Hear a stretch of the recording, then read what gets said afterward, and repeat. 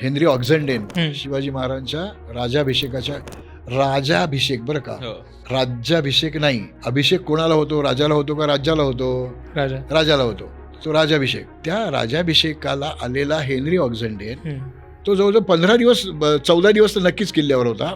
तर हेनरी ऑक्झंडेन हा रायगडावर राहिला होता. तो एका घरात घुसला, तोच लिहितोय आणि त्यांनी ते काय लोक खातात ते पाहिलं. तर डाळ तांदूळ एकत्र शिजवून त्यात लोणी घालून ते खातात असं लिहिलं. आपण जी खिचडी करतो तर आपण तूप घालतो. तर याचा अर्थ रायगडावर तशा प्रकारची खिचडी खाल्ली जात होती. आणि आता आपल्याकडे त्या खिचड्या 2 प्रकारच्या मिळतात, एक मुगाची खिचडी आणि एक तुरीची खिचडी. हे नक्की ते खात होते हे आपल्याला सांगता येतं. तर इतक्या बारकाव्याने कोकणात कोणी न हिंडल्यामुळे ते लिहित नाहीत. रामदासांच्या ह्याच्यामध्ये पोळ्यांचे 8 प्रकार सांगितलेले आहेत, खिरींचे 12 प्रकार सांगितलेले आहेत, आंब्यांचे 108 प्रकार सांगितलेले आहेत. आणि त्या प्रत्येकाची गमती पण त्यांनी रामदासांनी त्यांच्या त्या याच्यामध्ये लिहिलेल्या आहेत.